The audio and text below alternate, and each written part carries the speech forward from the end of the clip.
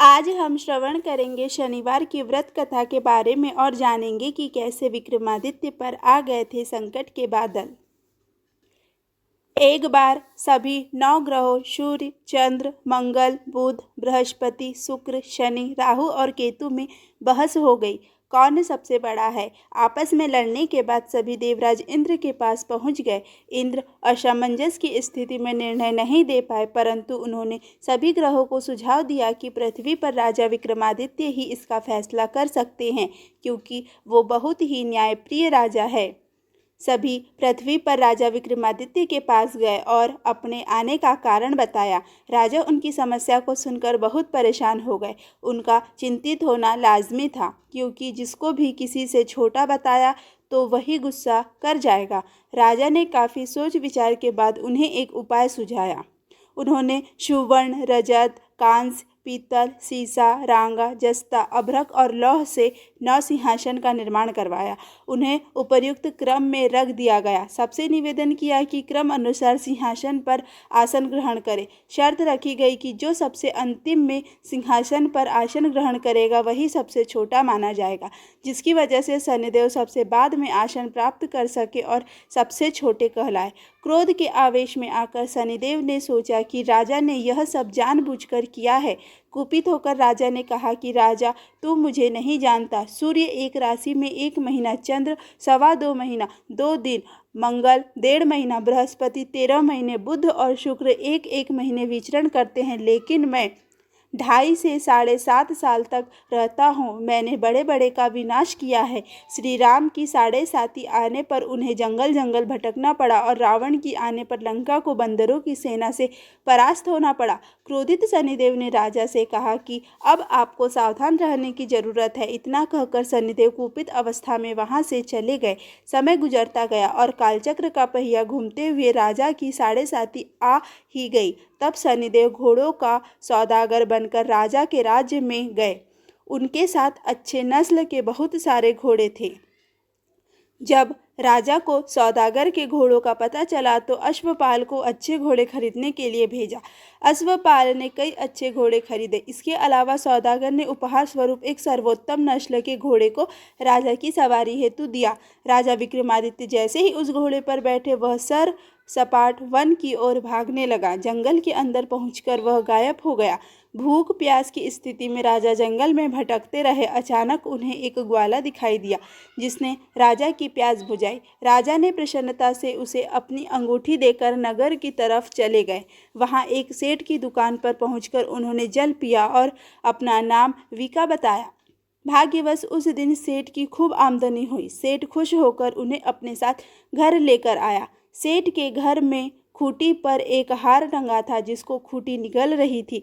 कुछ ही देर में हार पूरी तरीके से गायब हो गया। सेठ वापस आया तो हार गायब था। उसे लगा कि विका ने ही उसे चुराया है। सेठ ने विका को कोतवाल से पकड़वा दिया और दंड स्वरूप राजा उसे चोर समझकर हाथ पैर कटवा दिया। अपंग अवस्था में उसे नगर के बाहर फेंक दिया गया। तभी वहां से एक तेली निकल रहा था, जिसको विका पर दया आ गई। उसने विका को अपनी गाड़ी में बैठा लिया। विका अपनी जीप से बैलों को हाँकने लगा। कुछ समय पश्चात राजा की शनि दशा समाप्त हो गई। वर्षा काल आने पर विका मल्हार गाने लगा। एक नगर की राजकुमारी मन भावनी ने मल्हार सुनकर मन ही मन प्रण कर लिया कि जो भी इस राग को गा रहा है वो उसी से ही विवाह करेगी। उन्होंने दासियों को खोजने के लिए भेजा, परंतु वापस आकर उन सभी ने बताया कि वह एक अपंग आदमी है। राजकुमारी यह जानकर भी नहीं मानी और अगले दिन ही वह अनशन पर बैठ गई। जब लाख समझाने पर राजकुमारी नहीं मानी, तब राजा ने उस तेली को बुलाया और विका से विवाह की तैयारी करने के लिए कहा। विका से राजकुमारी का विवाह हो गया। एक दिन विका के स्वप्न में शनिदेव ने आकर कहा कि देखा राजन, तुमने मुझे छोटा बताकर कितना दुख झेला है। राजा ने क्षमा मांगते हुए हाथ जोड़कर कहा कि हे शनिदेव, जैसा दुख मुझे दिया है किसी और को ऐसा दुख मत देना। शनिदेव इस विनती को मान गए और कहा कि मेरे व्रत और कथा से तुम्हारे सारे कष्ट दूर हो जाएंगे। जो भी नित्य मेरा ध्यान करेगा और चींटियों को आटा डालेगा, उसकी सारी मनोकामना कामनाएं पूर्ण हो जाएगी। शनिदेव ने राजा को हाथ पैर भी वापस दिए। दूसरे दिन जब सुबह राजकुमारी की आंखें खुली तो वह आश्चर्यचकित हो गई। विका ने मनभावनी को बताया कि वह उज्जैन का राजा विक्रमादित्य है। मनभावनी खुशी से फूले नहीं समा रही थी।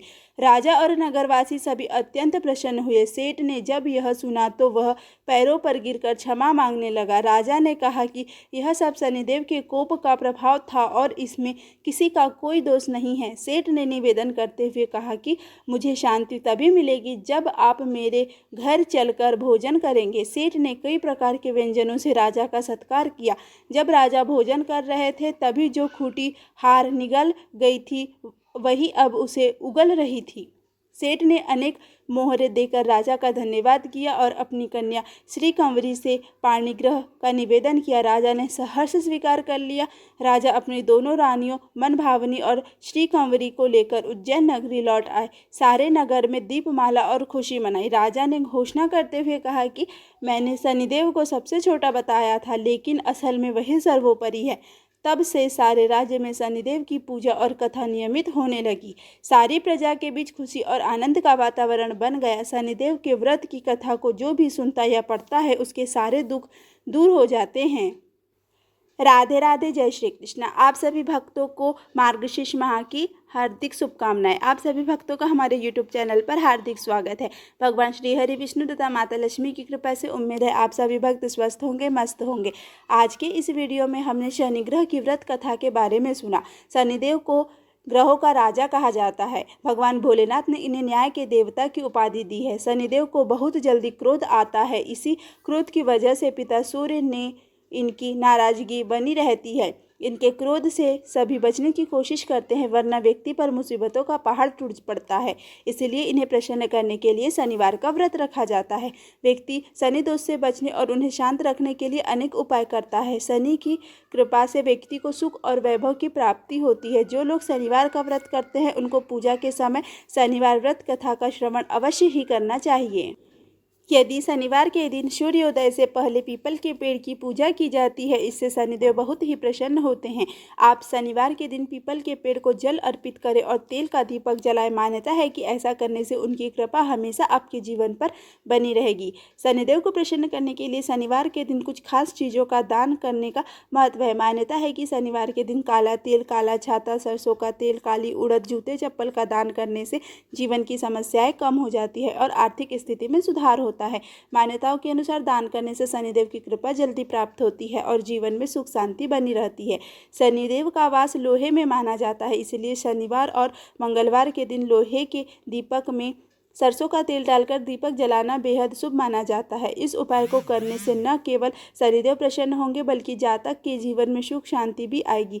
धार्मिक मान्यताओं के अनुसार अगर आप शनिवार के दिन दीपक जलाते समय उसमें एक लौंग डालकर दीपक जलाएंगे तो इससे शनिदेव की कृपा प्राप्त होती है। इसके साथ ही आर्थिक स्थिति भी मजबूत होती है। शनिवार के दिन शनि यंत्र की पूजा करना शनिदेव के बुरे प्रभाव को शांत करने के लिए अत्यंत प्रभावी माना जाता है।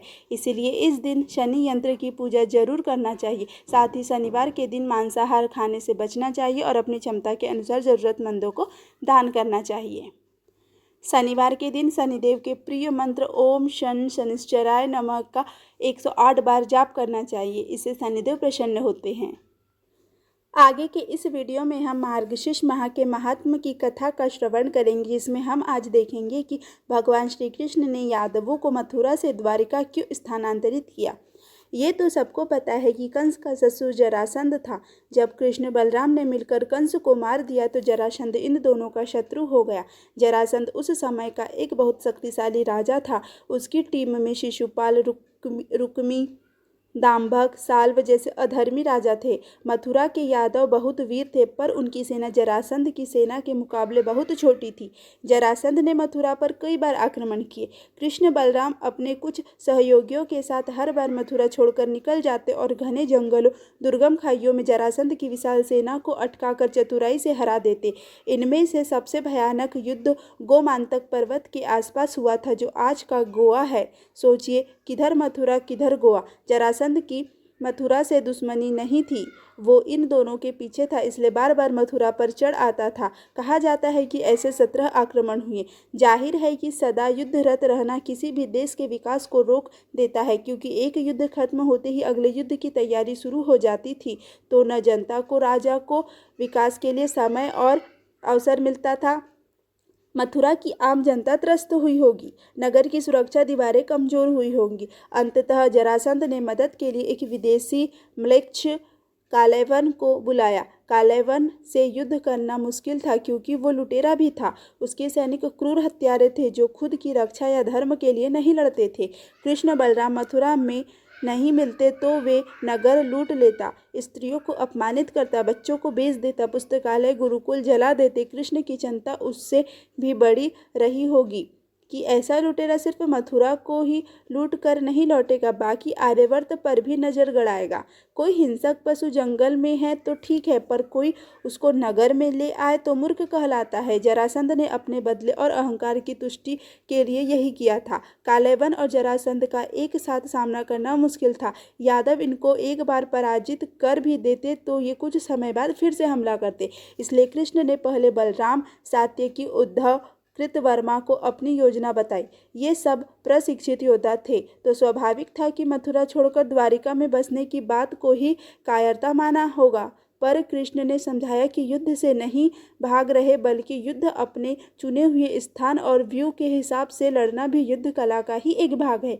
मथुरा में इन दोनों से लड़ना मूर्खता और आत्महत्या होगी। इनके मानने के बाद ये प्रस्ताव सुधर्मा सभा में रखा गया। उधर भी खूब विरोध हुआ, पर कृष्ण ने सबको समझाया कि अपने घर से मोह स्वाभाविक है, पर अगर घर में आग लग जाए तो हम सबसे पहले परिवार के लोगों को बाहर निकालते हैं, फिर आग बुझाने की कोशिश करते हैं, फिर भी न बुझे तो भारी हृदय से घर को जलता हुआ छोड़कर आगे भविष्य निर्माण करने में लग जाते हैं। अंततः सबको कृष्ण के तर्कों के आगे झुकना पड़ा। इस तरह मथुरा निवासी द्वारिकावासी हुए। कालैवन तो जीवित वापिस भी नहीं जा पाया। जरासंध को कृष्ण ने बाद में भीम के हाथों मरवाया, ताकि पांडवों के राजसूय यज्ञ में आसानी हो। कृष्ण का पूरा जीवन ही इस तरह के संघर्षों की गाथा है, पर बहुत दुख होता है जब कुछ मूढ़ कथाकार राधा कृष्ण की मनगढ़ंत कथाएं सुनकर रासलीला की बातें करते हैं। जय श्री कृष्ण। अगर आपको यह वीडियो अच्छा लगे तो प्लीज़ वीडियो को लाइक और शेयर करें तथा चैनल को सब्सक्राइब करना ना भूलें। धन्यवाद।